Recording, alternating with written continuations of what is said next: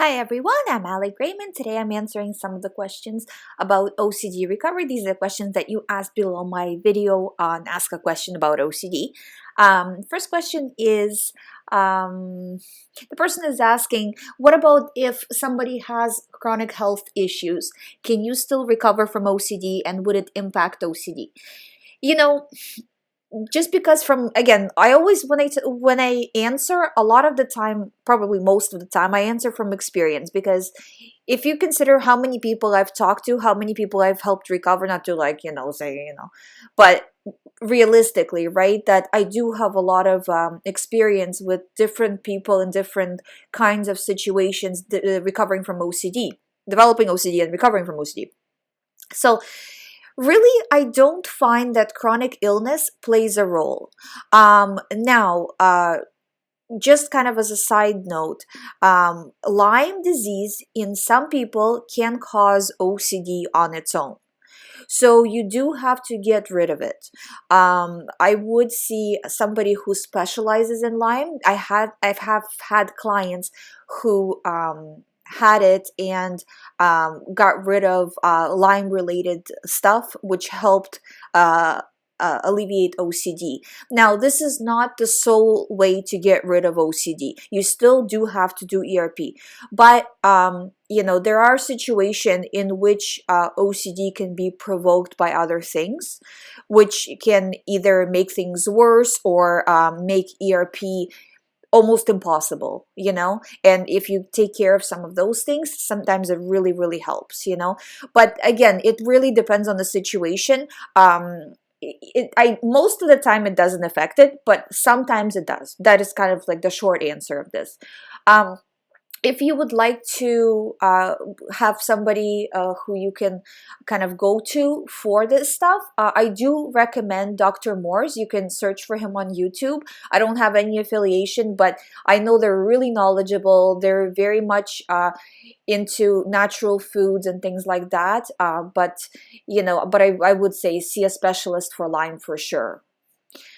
So, but anyways, right now you need to focus on ERP as much as possible, so don't say like, okay, well, I'm gonna wait to do all that and then I'll take care of OCD. No, start doing ERP right now and pushing as much as possible, and you might just get rid of all of it and you don't need to do any of that other, well, you do need to do the other stuff, but you don't need to do it as a help for OCD recovery, so see how it goes. But with ERP, the big thing is every single day you have to be doing something. I was just posting this on Instagram today, that it's like if you do 10% each day, in 10 days you've done 100% of whatever compulsion you're trying to get rid of.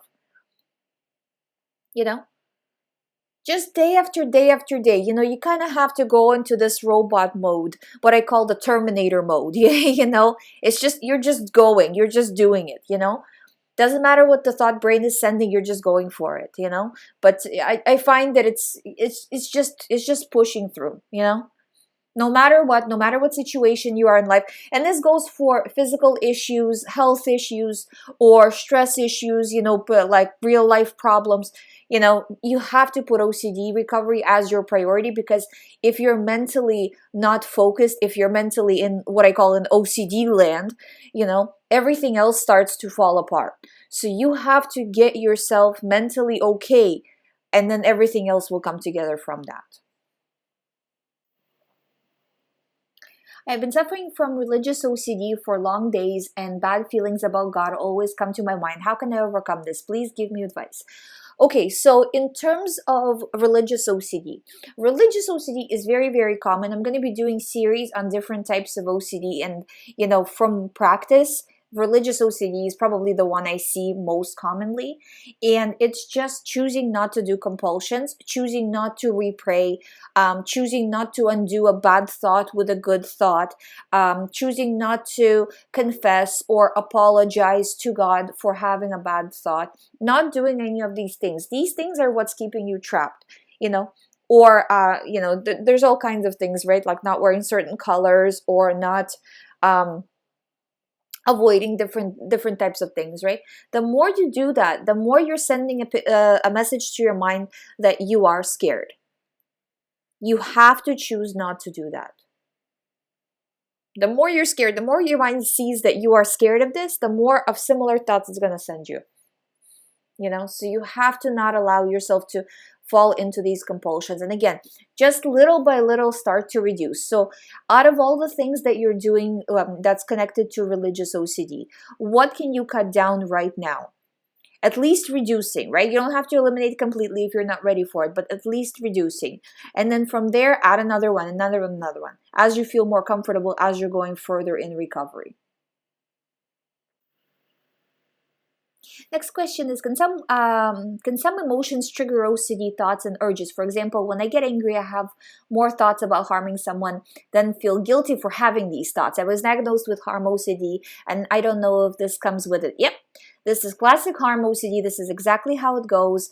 This is not the only way it can go, right? But this is one of the variations of it.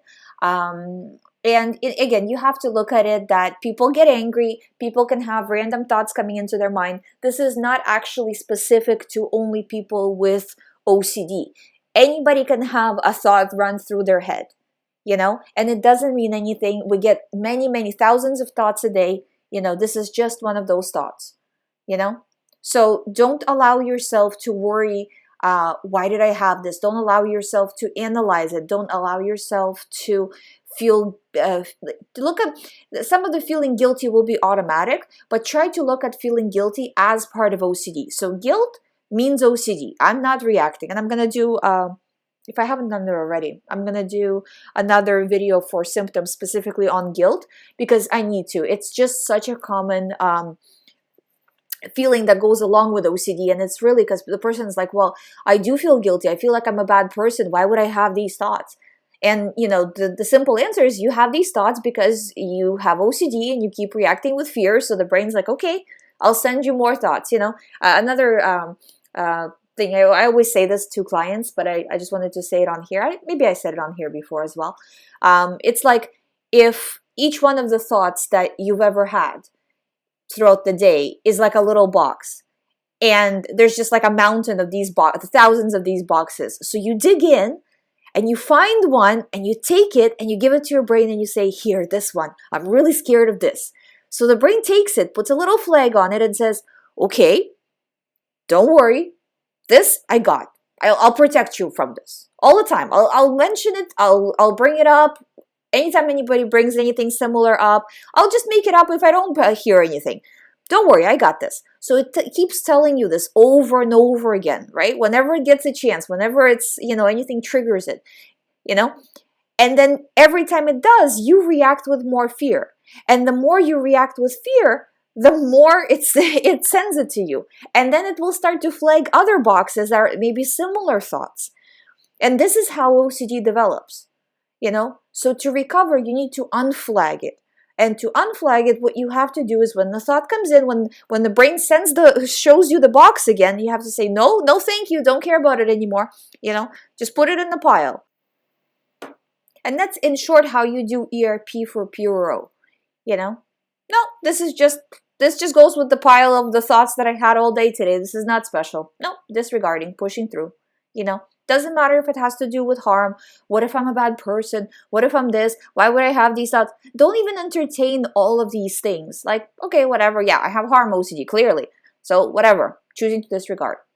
And as you disregard, these thoughts will stop coming in. At first, actually, just to kind of warn you, right? That first they'll come in more. So when they come in more, you can't react with fear that they're coming in more. It's just because you've taught your brain that something is dangerous, and then after teaching it that, now you're not reacting to something that is dangerous, right? And the brain's like, well, wait a minute, you should be reacting all the time.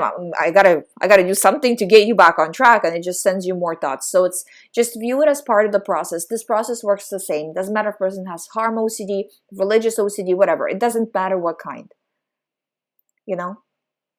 Just choose to move on and keep moving on, you know? Don't look back, right? Because a lot of times the person will feel better and then they'll start to test the thought. Oh, was that real? Or let me try to figure it out or whatever, because now I feel more kind of logical about it. Maybe I can figure it out now. No, don't do it. Don't look back. Don't analyze. Also, don't analyze the process of recovery. That, oh, I was doing so good. Now I had a setback. That's it. I'm never going to recover. All of those kinds of things. You have to look at it that, setbacks happen. Again, just from experience, I have not had a single case, including my own case when I was recovering, where the person never ever has a setback. They just go, and then they recover. It's more like they take 3-4 steps forward, then oops, took a step back, then maybe a little more steps forward, then oops, took a step back. But because the person is taking more steps forward than backwards, they are still recovering. So it's okay to have setbacks, but also watching the setback. If it's like, okay, you've had a bad day, that's fine. 2 bad days, okay, but now we're kind of a little bit more concerned. 3 bad days, okay, you really have to get it together. You have to refuse. So you still have to pay attention to the setbacks, but you also can't dwell on them, because then that becomes unproductive, because again, you're showing to your mind that you're in fear, and you can't allow yourself to do that.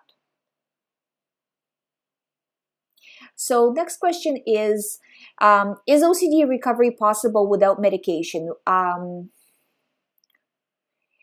Yeah, you know what? And the person's asking, what about supplements, things like that? I don't find supplements to be effective. I've seen, people from different, parts of the world take different things. I don't find it to be effective. I don't really see any kind of drastic thing from it, from any of it. No, you don't need medication to recover.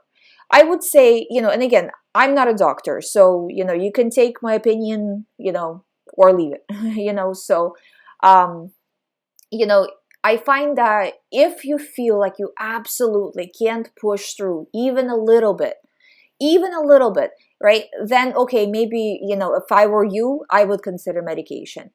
But only if I couldn't do any ERP. If you can do that 10%, again, going back to the 10 plus 10 plus 10, right? So it's, if you can do the 10% the first day, and then 10, so making it 20 the next day, right? So just taking yourself one step forward. It's, the medication is not going to be the magic bullet here. It's you who is pushing yourself forward. So I don't think, I think that maybe in very, very few cases it's needed. In most cases, it's not really needed. Again, it's my opinion, you don't have to listen to it. Second, why some exposures are not successful? For example, no matter how many times I engage in a particular exposure, my level of anxiety will not come down. In fact, anxiety seems to be increasing, even though I'm resisting obsessions and compulsion. What can be done about this? It's hard to understand what's happening. It does seem that you are feeding it in some way. So maybe you're not reacting in the moment, but then you react afterwards.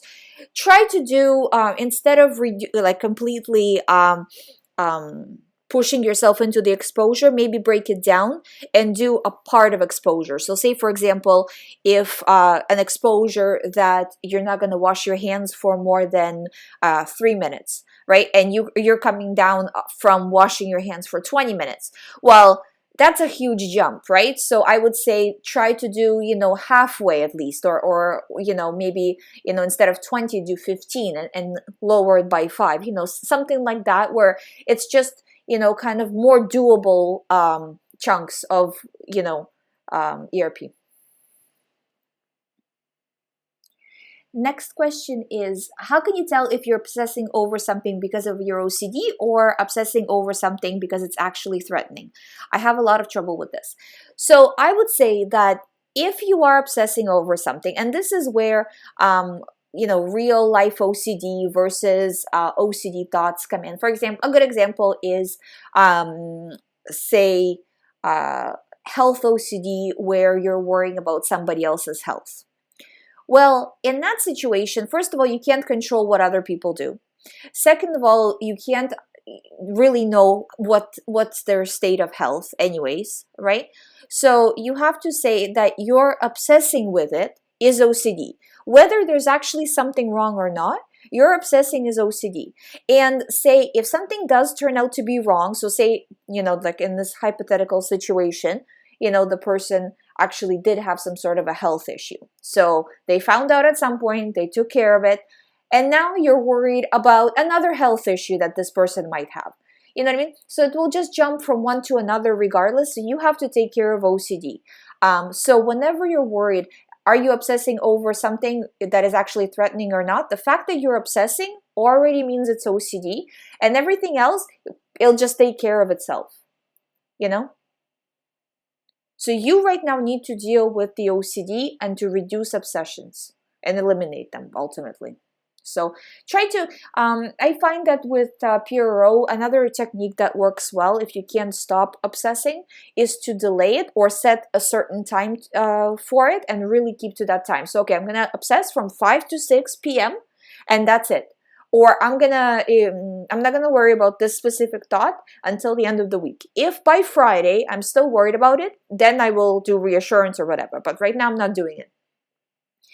And what happens is, usually by the time your time comes, the thoughts are a lot lower, and you might actually be able to say, you know what, I actually don't need to analyze it for a full hour. I have better things to do. I'll just push it to tomorrow. And that's, usually how it goes. Not necessarily always. In the beginning, it might not, but even if you do analyze it for that hour, it's still better than analyzing it all day. But yes, ideally, you just want to refuse. But it's like, I find that a lot of the times, with doctors, right? They're very critical in that, yes, you have to refuse. There's no other way about it.